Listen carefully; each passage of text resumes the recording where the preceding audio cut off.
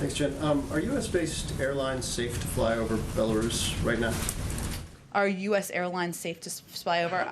There's not been an update, I don't believe, by our airline industry or by those who monitor the airline industry in the government in terms of giving new assessments or new recommendations on that, and I'd certainly defer to them. And then kind of following up on that, in terms of actions, is the U.S. working with NATO? What's the president's approach right now in response to what occurred over the weekend? Sure. Well, first let me say the president was briefed.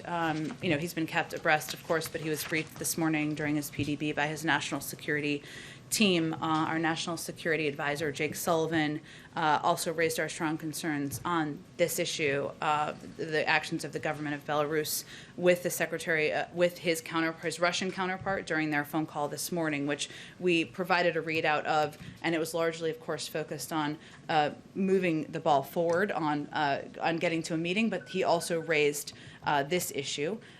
We certainly, since you gave me the opportunity to do this, condemn the Lukashenko's regime's ongoing harassment and arbitrary detention of journalists simply for doing their job.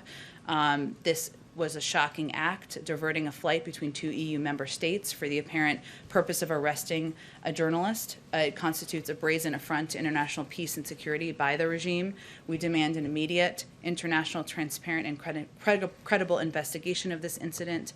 We are in touch with a range of partners bilaterally and through multilateral channels from NATO, the OSCE, UN, EU, and others. And we have nothing to read out at this point, but we will continue to coordinate closely with them. And just one more quick one, since we're in kind of a critical week on infrastructure. Does the president have a trigger, or is he identified, like, all right, this is, if I see this, we're walking, or if I see this, we're going to keep this going past Memorial Day? Do you have that laid out kind of in black and white inside the White House right now?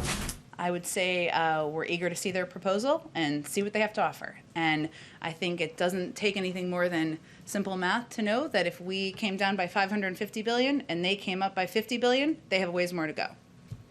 Go ahead. President Putin and President Lukashenko are very close friends and allies.